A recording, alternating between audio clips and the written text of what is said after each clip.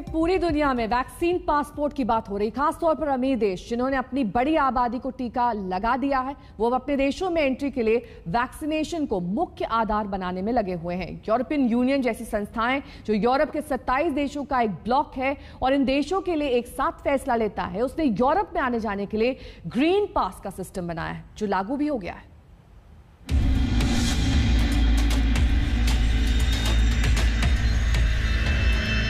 एक ही वैक्सीन, एक ही फॉर्मूला, एक जैसी क्वालिटी, एक जैसा काम, लेकिन बस नाम अलग है, ब्रांड अलग है।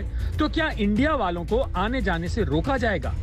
यूरोपियन यूनियन जैसों की मनमानी को मुंहतोड़ जवाब मिला है।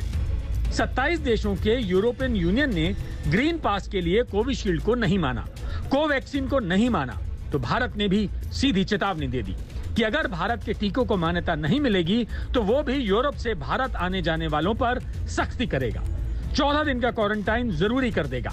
सीधा सा हिसाब है, जिसकी जो नीति होगी भारत वैसा ही जवाब देगा।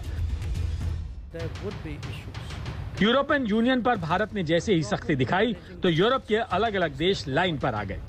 ऑस्ट्रिया ने कह दिया, जर्मनी ने कह दिया, स्लोवेनिया मान गया, ग्रीस मान गया, आइसलैंड ने कह दिया, आयरलैंड ने कह दिया, स्पेन मान गया, स्विट्जरलैंड ने भी कह दिया, एस्टोनिया ने भी मान लिया।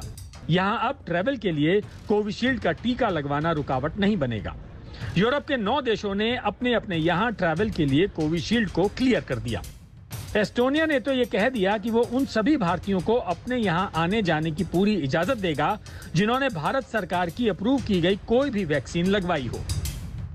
जहां एक तरफ यूरोपियन यूनियन अभी भी ये डिसाइड करने की कोशिश कर रहा है कि भारत में बने वैक्सीन्स को अप्रूवल देगा या नहीं, वहीं दूसरी तरफ भारत ने बायलैटरल एजेंडा के तहत हर एक यूरोपियन कंट्री को ये कहा है कि अगर वो भारत के वैक्सीन्स को क्लियरेंस देते हैं तो बदले में भारत उनके वैक्सीन्स को न केवल क्लियर करेगा बल्कि उनके लोग जब भारत आएंगे तो उनको क्वारंटीन से भी एग्जेम्पशन मिलेगा। ये भारत की कूटनीतिक ताकत है।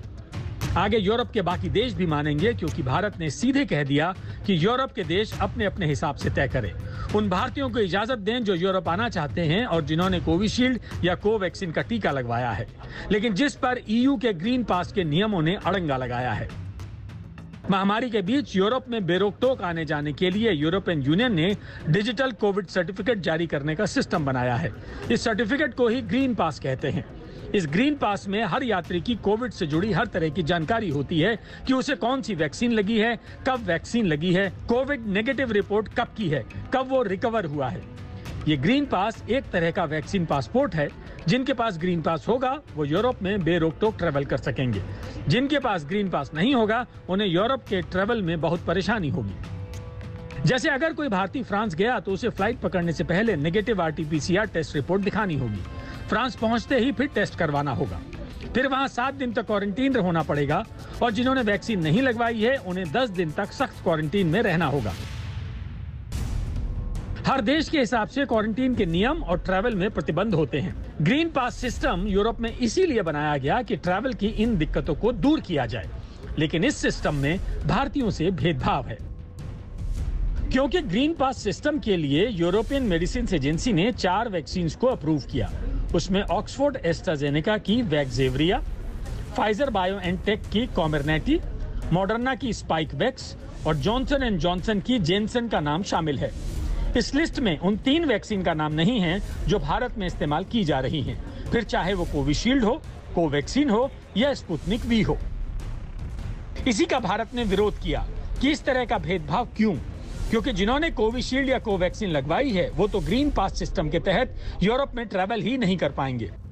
ये कितनी अजीब बात है कि ग्रीन पास देने वाली लिस्ट में जिस ऑक्सफोर्ड एस्ट्राजेनेका की वैक्सेवरिया वैक्सीन को शामिल किया गया, उसी ऑक्सफोर्ड एस्ट्राजेनेका की कोविशील्ड वैक्सीन को शामिल नहीं किया गया, जबकि दोनों का फॉर्मूला एक है, वैक्सीन एक है, बस नाम अलग अलग है, मैन्युफैक्चर अलग है। ये तो सीधे सीधे नाइंसाफी है और इसका विरोध होना ही चाहिए। भारत ने यही किया और बिल्कुल सही किया। आज तक ब्यूरो।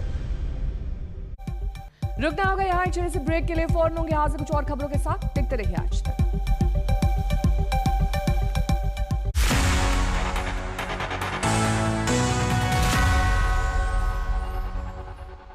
प्रमोशन